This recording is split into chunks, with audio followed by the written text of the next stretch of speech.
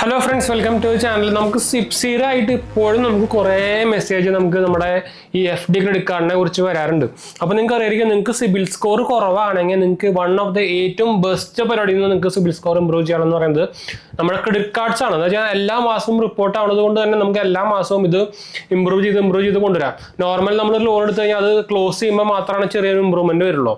അപ്പോൾ എപ്പോഴും എന്തുകൊണ്ടും നമുക്ക് സിബിൽ സ്കോർ ഇംപ്രൂവ് ചെയ്യാം, അതും പെട്ടെന്ന് ഇംപ്രൂവ് ചെയ്യാൻ നിങ്ങൾക്ക് നോക്കുന്നുണ്ടെങ്കിൽ വൺ ഓഫ് ദ ബെസ്റ്റ് പരിപാടിയാണ് നമ്മുടെ ക്രെഡിറ്റ് കാർഡ് എന്ന് പറയുന്നത്. അപ്പോൾ നിങ്ങൾക്ക് അറിയാം ഓൾറെഡി നിങ്ങൾക്ക് സിബിൽ സ്കോർ സംഭവം ഒന്നും ഇല്ലെങ്കിൽ പിന്നെ ക്രെഡിറ്റ് കാർഡ് കിട്ടില്ല. അപ്പോൾ നിങ്ങൾക്ക് അങ്ങനത്തെ ഉള്ള ആൾക്കാർക്ക് വേണ്ടി വന്നേക്കുന്നതാണ് നമ്മുടെ FD ക്രെഡിറ്റ് കാർഡ്. അപ്പോൾ നിങ്ങളുടെ മെയിൻ പർപ്പസ് ഇതാണെന്നുണ്ടെങ്കിൽ നിങ്ങൾക്ക് actually one of the recommend ആയിട്ടുള്ള ക്രെഡിറ്റ് കാർഡ് നമ്മുടെ FD ക്രെഡിറ്റ് കാർഡ് എന്ന് പറയുന്നത് magnet SBM bank credit card തന്നെയാണ്. അതായത് നമുക്കിത് 5000 രൂപ സ്റ്റാർട്ടിങ് വെച്ച് തന്നെ നമുക്ക് തുടങ്ങാൻ പറ്റും. ലൈഫ് ടൈം ഫ്രീ ആണ്. 1% ക്യാഷ് ബാക്ക് നമുക്ക് എല്ലാ യൂസേജിനും കിട്ടുന്നുണ്ട്. നമ്മൾ ആക്ച്വലി ഇത് സെറ്റാപ്പ് ത്രൂ ആണ് ഇത് നമ്മുടെ എന്താ പറയുക മാനേജും സംഭവങ്ങളൊക്കെ ചെയ്യുന്നത്. അപ്പോൾ ഞാൻ നമ്മുടെ റെഫറൽ ലിങ്ക് ഞാൻ താഴെ കൊടുക്കുന്നുണ്ട്. നിങ്ങൾ ഇത് എടുക്കാൻ താല്പര്യം ഉണ്ടെങ്കിൽ നിങ്ങൾക്ക് ഇത് കൂടെ എടുക്കാൻ മറക്കണ്ട. അതുപോലെ തന്നെ നമ്മൾ ഈ ഇടുന്ന FD നിങ്ങൾക്ക് അറിയാം SBM ബാങ്ക് എന്ന് പറയുന്നത് നമ്മുടെ RBI അണ്ടറിൽ വരുന്ന ഒരു ബാങ്ക് തന്നെയാണ്. നിങ്ങൾ ഇടുന്ന FD നമുക്ക് ആക്ച്വലി DHGCയുടെ 5 ലക്ഷം വരെയുള്ള ഇൻഷുറൻസിൽ പെട്ടതാണ്. അപ്പോൾ അത് നിങ്ങൾ പേടിക്കേണ്ട ആവശ്യം സംഭവമൊന്നുമില്ല. എപ്പോഴും നിങ്ങൾ ഈ ഒരു FD ക്രെഡിറ്റ് കാർഡ് ഇടുമ്പോൾ ശ്രദ്ധിക്കാനുള്ള പോയിന്റ് എന്ന് പറഞ്ഞാൽ നിങ്ങൾ പെട്ടെന്ന് ഇപ്പോൾ ഒരു 5000 നിങ്ങൾ 10000 രൂപ FD കാർഡ് എടുത്തു, നിങ്ങൾക്ക് ചിലപ്പോൾ ഒരാഴ്ച കഴിഞ്ഞാൽ അപ്പം തന്നെ ക്യാഷ് വേണമെന്ന് പറഞ്ഞ് പിന്നെ നിങ്ങളത് ക്ലോസ് ചെയ്യാൻ പോയി കഴിഞ്ഞാൽ നിങ്ങൾക്ക് ക്യാഷ് കിട്ടാൻ ചിലപ്പോൾ മിനിമം ഒരു 20 ദിവസം, ചിലപ്പോൾ നോർമലി ഒരു 1 വീക്കൊക്കെയാണ്. പക്ഷെ അത് ലാഗ് ചെയ്ത് മിനിമം ചിലപ്പോൾ 20 days ഒക്കെ പോകാനുള്ള ചാൻസ് ഉണ്ട് കേട്ടോ. എന്താ വെച്ചാൽ ഞാൻ ഇതിനു മുമ്പ് നമ്മുടെ IDFC ഓവൻ്റെ കാർഡിൻ്റെ വീഡിയോ ഇടാൻ വേണ്ടി ഞാൻ ആക്ച്വലി തുടങ്ങി നോക്കിയിട്ടുണ്ടായിരുന്നു. ഞാൻ പക്ഷേ അതിൽ 10,000-50,000 രൂപ ഇട്ടിട്ടാണെന്ന് വെച്ചാൽ നമുക്ക് ആക്ച്വലി ഇത് FD എന്ന് പറയുമ്പോൾ ഒരു ഇൻവെസ്റ്റ്മെന്റ് പ്ലാറ്റ്ഫോമും കൂടിയാണല്ലോ. അപ്പോൾ നമുക്കിത് ക്രെഡിറ്റ് കാർഡും കിട്ടും, നമുക്ക് ആ ഇടുന്ന എമൗണ്ടും ഇൻട്രസ്റ്റും കിട്ടും. അപ്പോൾ ആക്ച്വലി മാഗ്നറ്റ് ക്രെഡിറ്റ് കാർഡ് എന്ന് പറയുമ്പോൾ നമുക്ക് ആക്ച്വലി 7% ഇൻട്രസ്റ്റും കിട്ടും. നിങ്ങളത് ക്ലോസ് ചെയ്തിട്ട് അതായത് മെച്യൂർ ആയിട്ട് നിങ്ങൾക്ക് കിട്ടുമ്പോൾ അതിൻ്റെ കൂടെ നിങ്ങൾക്ക് എത്രയാണ് എമൗണ്ട് ഉണ്ടെങ്കിൽ അതിൻ്റെ 7% കൂടിയിട്ടാണ് നമുക്ക് തിരിച്ചു കിട്ടുക. പിന്നെ കാർഡിന് ലൈഫ് ടൈം ഫ്രീ ആണ്. അപ്പോൾ നമുക്ക് എക്സ്ട്രാ സംഭവമൊന്നും വരുന്നില്ല. അപ്പോൾ നമുക്ക് ഓവറോൾ നോക്കുകയാണെങ്കിൽ ലാഭം തന്നെയാണ്. അപ്പോൾ ഞാൻ ആക്ച്വലി റെക്കമെൻഡ് ചെയ്യുന്നത് നിങ്ങൾ മിനിമം ഒരു 20,000 രൂപ ഇടുകയാണെങ്കിൽ നിങ്ങൾക്ക് ആക്ച്വലി നിങ്ങൾക്ക് അറിയാം ഇതിൻ്റെ ലിമിറ്റ് വരുന്നത് 90% ഓഫ് ദ FD എമൗണ്ട് ആണ്. അപ്പോൾ നിങ്ങളൊരു 10,000 ഇട്ട് കഴിഞ്ഞാൽ 9,000 കിട്ടും, അങ്ങനെയാണ്. അപ്പോൾ നിങ്ങൾ 20,000 ഒക്കെ ഇടുകയാണെങ്കിൽ നിങ്ങൾക്ക് അത്യാവശ്യം ലിമിറ്റ് കിട്ടും. നമുക്ക് അതുപോലെ തന്നെ നിങ്ങൾ ഈ ടോട്ടൽ ലിമിറ്റിൻ്റെ ഒരു 30% 40% എല്ലാ മാസം യൂസ് ചെയ്ത് പോവുകയാണെങ്കിൽ നിങ്ങൾക്ക് ആക്ച്വലി സിവിൽ സ്കോർ പെട്ടെന്ന് ഇമ്പ്രൂവ് ചെയ്ത് കൊണ്ടുവരും ചെയ്യാം.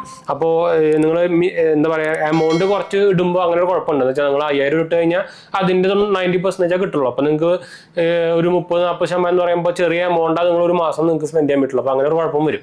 അപ്പോൾ നിങ്ങൾ ഈ ഇടുന്ന FD എന്ന് പറയുന്നത് നിങ്ങൾക്ക് അത് ഇൻട്രസ്റ്റും കിട്ടും. ഇപ്പോൾ 20,000 ഇട്ടിട്ടുണ്ടെങ്കിൽ നിങ്ങൾക്ക് അത് ക്ലോസ് ചെയ്യുമ്പോൾ അതായത് ഒരു കൊല്ലം കഴിയുമ്പോൾ നമുക്ക് അതിൻ്റെ ഇൻട്രസ്റ്റും കൂടി ആ 20,000 ഇൻട്രസ്റ്റും കൂട്ടിയാണ് നിങ്ങൾക്ക് തിരിച്ചു കിട്ടുക.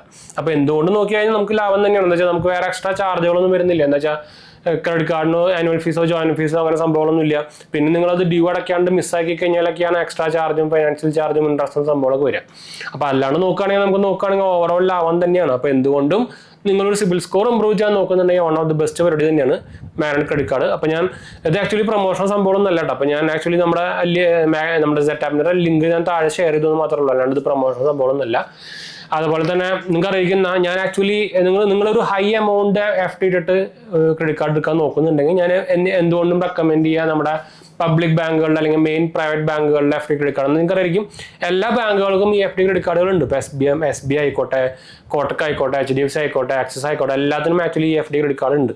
പക്ഷേ അവർ തരുന്ന ലിമിറ്റ് ഭയങ്കര കുറവായിരിക്കും. അതുപോലെ തന്നെ ചിലപ്പോൾ കാർഡിന് ചാർജ് ഉണ്ടാവും, ആനുവൽ ഫീസും ജോയിന്റ് ഫീസും ഉണ്ടാവും. അങ്ങനെ ഒരു നെഗറ്റീവുകളാണ് അതിലുണ്ടാവുക.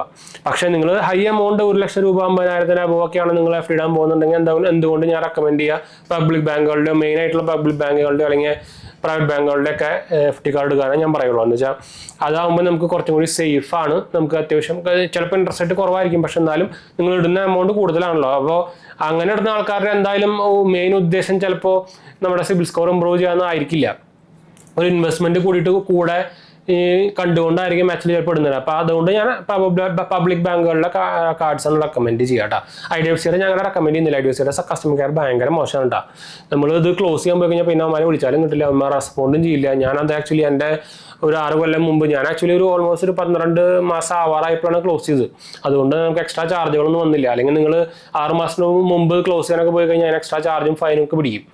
അപ്പോൾ എനിക്ക് ആക്ച്വലി ക്ലോസിംഗ് റിക്വസ്റ്റ് കൊടുത്തിട്ട് ഓൾമോസ്റ്റ് 20-25 ദിവസം പിടിച്ചിട്ടാണ് ലാസ്റ്റ് തിരിച്ചിടുന്നത്. 𝐷𝐄𝐏𝐿 അതും എത്ര വർഷം വിളിച്ചിട്ടാണെന്നറിയാം അതും ഒരു ലിമിറ്റ് ഇല്ലാണ്ട് നമുക്കൊരു ഓഫീസിൽ നിന്ന് കോൾ വരുന്നുണ്ട് ഒരു മിനിറ്റാണ് അപ്പോൾ ഞാൻ നേരത്തെ പറഞ്ഞ പോലെ തന്നെ നമ്മുടെ സെറ്റാപ്പിന്റെ റെഫർ ലിങ്ക് ആയിട്ടുള്ള നമ്മുടെ നിങ്ങൾക്കറിയാം സെറ്റാപ്പാണ് ആക്ച്വലി ഇത് മാനേജ് ചെയ്യാൻ ഉപയോഗിക്കുന്ന ആപ്പ് പണ്ട് ആക്ച്വലി മാഗ്നറ്റിന് സെപ്പറേറ്റ് ആപ്പ് ഉണ്ടെന്നു പക്ഷെ ഒരു പ്രോബ്ലം എന്ന് വെച്ചാൽ അത് ആൻഡ്രോയിഡിന് മാത്രമേ ഉള്ളൂ ഇതുവരെയായിട്ടും iOS ഇറക്കിയിട്ടില്ല മിക്ക എന്താ പറയുക FD ക്രെഡിറ്റ് കാർഡുകൾക്കും പ്രത്യേകിച്ച് SBM ബാങ്കുകളുടെ അവർക്ക് iOS ആപ്പ് ഇല്ല അങ്ങനെ ഒരു നെഗറ്റീവ് ഇതിനുണ്ട് അപ്പോൾ iOS ഉള്ളവർക്ക് കുറച്ച് പണിയാണ് കേട്ടോ അപ്പോൾ എന്തായാലും നമുക്ക് വൈൻഡപ്പ് ചെയ്യാം നമ്മുടെ 2 ചാനൽസ് മാത്രമേ പോയി കണ്ടു നോക്കുക സബ്സ്ക്രൈബ് ചെയ്യുക സപ്പോർട്ട് ചെയ്യുക ഫ്രണ്ട്സിലേക്ക് അവർക്ക് ഒന്ന് ഷെയർ ചെയ്യുക എന്തെങ്കിലും സംശയങ്ങൾക്ക് എൻ്റെ കമൻറ്റ് ചെയ്താൽ മതി നമ്മളെല്ലാ കമൻറ്റ് പോകുന്നതാണ് അടുത്ത കാണാം ബൈ